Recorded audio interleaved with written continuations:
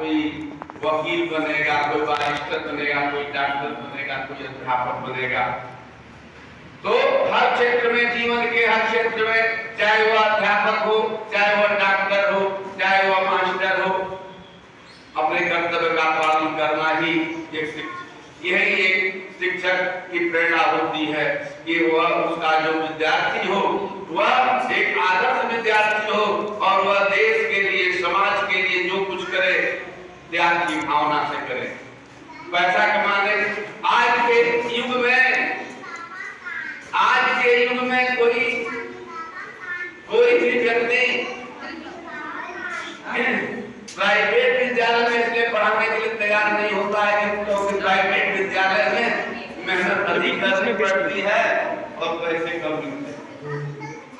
सभी लोगों की इच्छा होती है कि मैं सरकारी स्कूल में कुछ अध्यापक मिल जाए तो आराम से सिग्नेचर बना देंगे, बच्चे घूम रहे हैं, कोई मतलब नहीं है, पढ़े जाए अक्षर में जाए, तनख्वाह तो मुझे मिलेगी और उनको तनख्वाह मिलती है। यही चला आया, यही परंपरा चली आई, जिसके कारण आज स्थिति कितनी गंभीर हो गई है कि आज प्राइमरी स्कूल में जाकर अध्यापकों से अगर पूछा जाए तो कहेंगे कि सरकार बहुत निकम्मी है जो इस तरह की है, क्योंकि उसने इतने कड़ाई कर दिया है कि लोगों की लापरवाही समाप्त हो गई। वर्तमान सरकार इतना नकेल लगाती है कि सरकारी स्कूल के अध्यापक सरकार को बिल्कुल फूटी आंखों से नहीं देखना चाहते। हम लोगों के बचपन में जब हम लोग विद्यालय नहीं जाते थे तो जानते हैं स्कूल के अध्यापक 2-4 की टीम बनाकर आते थे, घर से पकड़कर जबरदस्ती घिसरा कर ले जाते थे। वो आप लोगों को 2 दिन जबरदस्ती उठा कर ले जाते थे और कोई माता पिता क्यों नहीं बोलता था कि मेरे बच्चे को मत दीजिए। जबरदस्ती पढ़ाया जाता था क्योंकि शिक्षा के अभाव में तो मेरा देश हजारों साल तक गुलाम बन गया, 600 साल तक गुलाम रहा, क्योंकि हम लोग पढ़े लिखे नहीं थे, हम लोगों के हाथ में देश की सत्ता नहीं थी और अंग्रेज आए कैसे आए अंग्रेज, जैसे कि एक अतिथि आपके दरवाजे पर यदि आता है और कहता है कि मैं आज आपके यहाँ रहूंगा तो आप क्या करेंगे, उसे भगा देंगे? नहीं। कोई आदमी अगर आपके यहाँ आता है कहता मैं आपका रहना चाहता हूँ, आप रहेंगे। फिर इसके बाद यही अंग्रेज एक अतिथि के रूप में आए और यहाँ पनाह मांगे और उस समय के राजा उनको पनाह दिए, भाई रहिए। तो उन्होंने कहा कि हम यहाँ पर कुछ व्यापार करेंगे। उन्होंने कहा ठीक है व्यापार कीजिए और धीरे धीरे वो अपना संगठन बनाते गए और संगठन बनाकर सेना तैयार की और एक राजाओं को बारी से हरा करके हिंदुस्तान पर अपना साम्राज्य स्थापित कर लिया। संपूर्ण हिंदुस्तान गुलामी की बेड़ियों में जकड़ गया। लेकिन उस आजादी को हमारे देश की एक बड़ी विशेषता है, याद रखिएगा कि जो भरा नहीं है भाव से, जिसमें भक्ति रसधार नहीं, वह हृदय नहीं, वह पत्थर है जिसमें स्वदेश का प्यार नहीं। हमारे यहाँ अपने राष्ट्र के प्रति हर लोगों के अंदर अगाध प्रेम भरा हुआ, हर बच्चा यहाँ का मर मिटने के लिए तैयार हो जाता है समय आने पर। उसी को भी समझ आया जब यहाँ का हर बच्चा आजादी के लिए आंदोलन में अपना सहयोग देने को तैयार हो गया और यहाँ तरह तरह के आंदोलन एक साथ शुरू हुए। गांधी जी का आंदोलन अलग, सुभाष चंद्र बोस का अलग और भगत सिंह और चंद्रशेखर का अपना आंदोलन अलग शुरू हुआ। तब अंग्रेज घबरा गए कि हाँ तो हर तरफ से हम मारे जाएंगे और एक दिन मजबूर होकर के हिंदुस्तान को आजाद करना पड़ा। तब लोगों ने सोचा कि यह स्थिति कब आई थी, क्योंकि शिक्षा का अभाव था और तब हमारे यहाँ शिक्षा पर जोर दिया गया। यह परंपरा शिक्षा की आज नहीं है, 20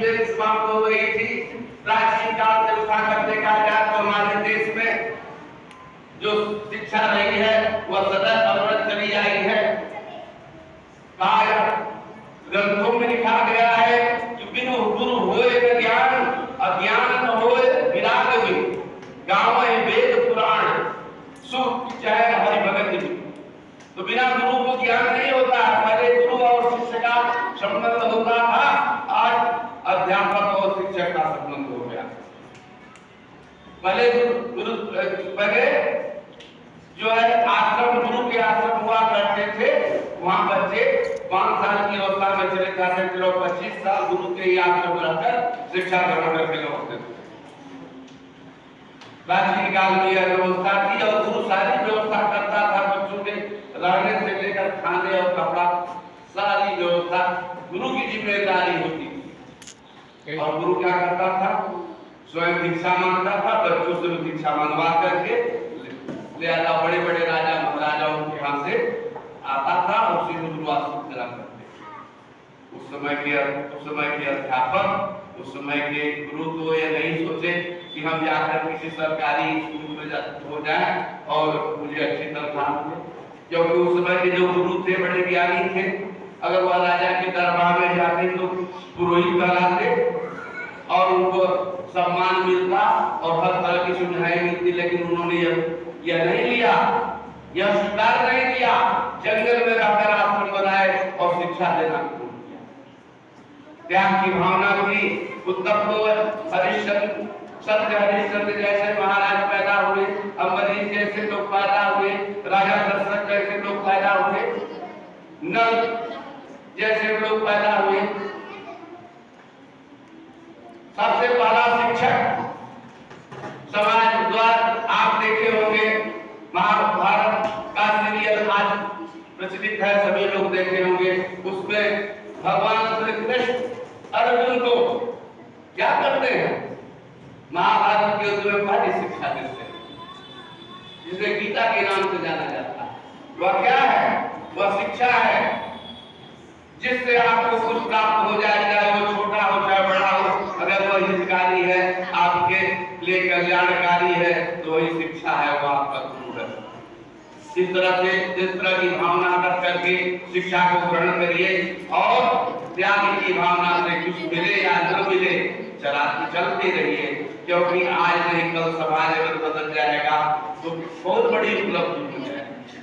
समाज में अराजकता समाप्त हो जाएगी तो बहुत बड़ी उपलब्धि हो जाएगी। इसलिए बच्चों, मैं आप लोगों से यही कहूंगा कि आप लोग जिस कार्य के लिए आए हैं, माता पिता बड़े मेहनत से पैसा कमा कर आप लोगों को देते हैं, आप लोग व्यवस्था करते हैं, आप लोग उस शिक्षा को ग्रहण कीजिए और उस शिक्षा को इस तरह से लागू करिए कि आप वह शिक्षा समाज के काम आवे।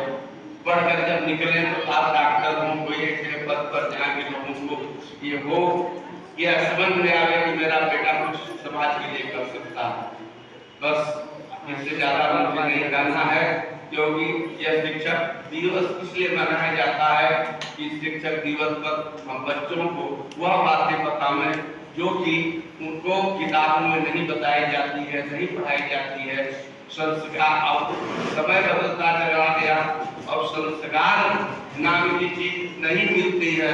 इसलिए शिक्षक दिवस पर मैं आप लोगों से एक निवेदन करूंगा, एक प्रार्थना करूंगा और एक सीख दूंगा कि सभी लोग अपने बड़ों का आदर कीजिए। यही सबसे बड़ा आप लोगों का पढ़ाई होगी, सबसे बड़ी शिक्षा होगी, क्योंकि पढ़ लिख कर अगर आप बड़ों का आदर नहीं करते हैं और गाली गलौज करते हैं तो फिर पढ़ाई नहीं जाता है। इसलिए सबसे बड़ी बात है कि जो आप पढ़ेंगे, ईश्वर जितना बुद्धि और ज्ञान देगा उतना तो आप सीखेंगे, लेकिन संस्कार किताबों में नहीं मिलेगा। संस्कार आपको मिलेगा, शिक्षक जो बताएगा उसे अनुसरण करिए। आपको कहेंगे कि आप सभी लोग संकल्प कीजिए मन में और सुबह उठकर एक बार जब सुबह उठते हैं जाइए माता पिता के पैर छूइए, उनसे आशीर्वाद लीजिए। अगर ऐसा आप करते हैं तो मैं निश्चित है कि आप जीवन में बहुत आगे जाएंगे। यह मेरी गलती, मैंने इसे अपने जीवन में किया। इसलिए आप लोगों से ही मैं कहूंगा कि जो आगे बढ़ना चाहता है, क्योंकि माता पिता ही पहले शिक्षक होते हैं, माँ ही बताती है कि अब पिता तुम्हारे हैं, तो तब पुत्र को यह ज्ञान होता कि ये मेरे पिता है। और माँ भी अपने आंचल में रख करके दूध पिलाती है और बड़ा करती है, सबसे बड़ा दूध होती है। और दूसरे नंबर पिता, फिर तीसरे नंबर पर शिक्षक आते हैं। इसलिए मैं आप लोगों से यही कहूंगा, संस्कार सीखना है तो माता पिता के चरणों में जाइए, पहले उनका आशीर्वाद लीजिए, इसके बाद यहाँ आइए।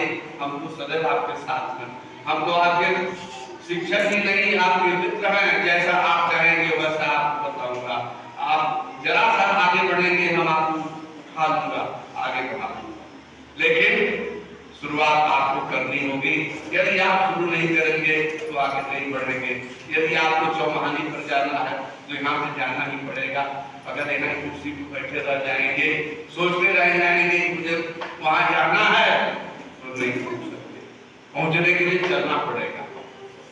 तो जब चलेंगे तो पहुंचेंगे, चाहे जब पहुंचे, देर से पहुंचे चाहे देर से पहुंचे, लेकिन निश्चित पहुंचेंगे यदि चल देंगे। इसलिए आप लोगों से मैं कहूंगा कि आज मेरी बात मान करके अपने मन में लीजिए। मान लीजिए कल सो करके उससे आप भूल जाते हैं, जिस दिन याद था उसी दिन से भूल करते। माता पिता का आशीर्वाद लेना, बस इससे अधिक मुझे नहीं कहना है। जय हिंद, जय भारत।